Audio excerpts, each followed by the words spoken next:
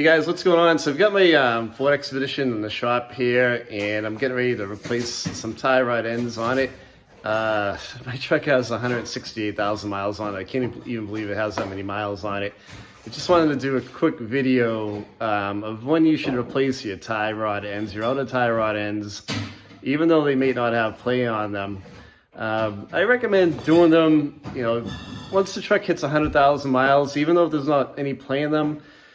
I've had vehicles in the past where you're pulling out of a parking spot or you're making a turn to go up a hill, whatever it is, and they just break on you, even though there's no play. Sometimes they can go without warning, and that really is a bad start to your day.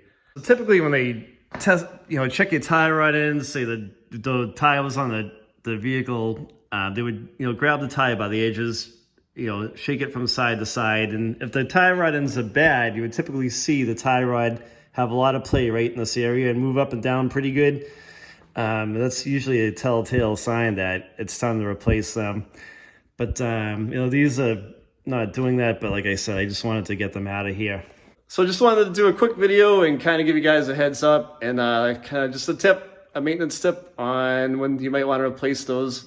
If you have any questions, leave a comment. I will reply back to you. And if you like the video, give it a thumbs up. Thanks for watching.